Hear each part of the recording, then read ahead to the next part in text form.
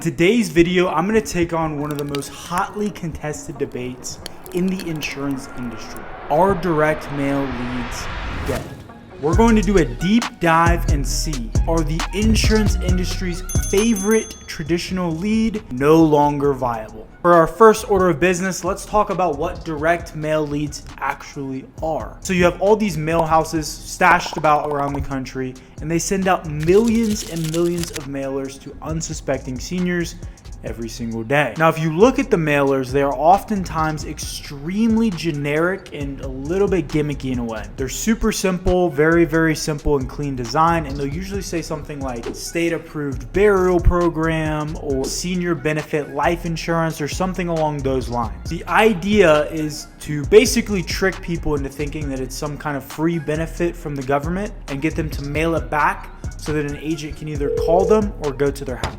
Now, the pros of this lead is that there's so many steps somebody has to take to fill in a direct mail lead. First, they have to get the lead in their mailbox, open it, look at it, think that it's significant enough to pay attention to it. Then they have to decide not to throw it away, take the time to fill it out with a pen or pencil, sign their name to it, put all their personal information in, and then put it back in the mailbox. So the idea of these leads is that because there's so many steps that are involved, it's supposed to make the lead higher quality. Now, if you look far back in the history of the insurance industry, this is the first lead that the industry has really used. Now, one of the biggest downsides to direct mail leads, especially nowadays, is that the costs are so high. You're usually looking at like $50 to $80 per lead, as gas of driving all these USPS trucks and postal service vehicles that are driving out to everybody's house, dropping the mailers off, and then taking them back. Not to mention, people have seen the exact same advertising creative in the form of a mailer for almost 30 to 50 years now. So people are kind of getting used to what this mailer is going to look like. Now, the other downside of direct mailers is how long it takes for you to get the information. So let's say Ms. Jones fills out a direct mailer, she sends it back. Now you have to wait for the mailer to go from her house to the post office to sort it and send it to the lead vendor, and then for the lead vendor to process the lead and send it to you. Especially with how slow the post office can move nowadays, you're looking at a process that can take 3 to 4 weeks between the time when the person filled out the form and you're actually speaking to them. Think about all the things that can happen in that time period. They could Google and find life insurance. They could fill out a form on Facebook and somebody else already has contacted them. Or they could already have another insurance agent that comes by and knocks on their door to sell them insurance. And the last downside of direct mail is that you are entirely reliant on the USPS. So if there's any delays or any issues or anything, there's actually something that happened to us when I was selling face-to-face insurance and relying on direct mail, is that the Postal Service just stopped receiving the leads and they had this big backup and nobody had leads for weeks. There was a drought. And so if there's anything up with the Postal Service, your entire business is put on hold.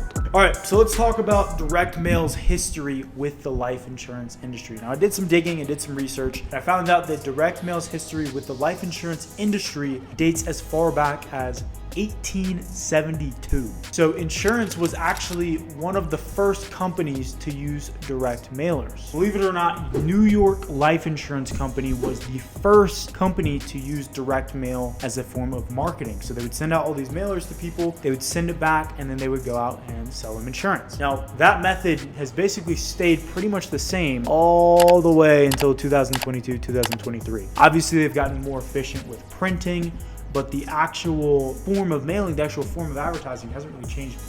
Now, the direct mail that we know it, with the mass amounts of printers and sending them out en masse, millions and millions of mailers, that started to gain popularity in the 80s, which is also when a lot of the larger IMOs started to take off. This is where the traditional style of what you think of, where people say running the system or running FE in the field, that's where that kind of idea sort of originated, was the 1980s and early 1990s. Now, when the costs were really low for direct mail and there weren't any other options, the only other place people could get life insurance was to call the TV or go downtown to their local insurance agent. This was one of the best ways to get clients. But now, as return rates have steadily gone down and the costs have steadily gone up, direct mail has been a much tougher lead to work. If you're paying 3 to 4 times more per lead and late to the party, like literally every single time that somebody fills out a direct mailer, they could also fill out something else. So again, Back in the old days, you know, when the only option was direct mail, call someone from the TV, or go down to your local insurance agent,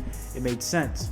But now people have Facebook, they have YouTube, TikTok, all these different places where they get access to an insurance agent in seconds and have somebody on the phone helping them get insurance. Nowadays, people really only recommend direct mail for face-to-face, which is also kind of a declining business just because of the efficiency. So the only reason that you would really work direct mail leads is if you're gonna run face-to-face. But again, there's so many more costs that you have to factor in when you're selling insurance face-to-face. I personally know insurance agents who are writing $10,000 or more every single week, but they're tens of thousands of dollars in credit card debt because they're paying for leads and writing business just to cover the cost of their mailers. So to answer the question, is direct mail dead? No and yes, because direct mail is not going to go anywhere. People are still going to be at their houses and they're still going to send things in.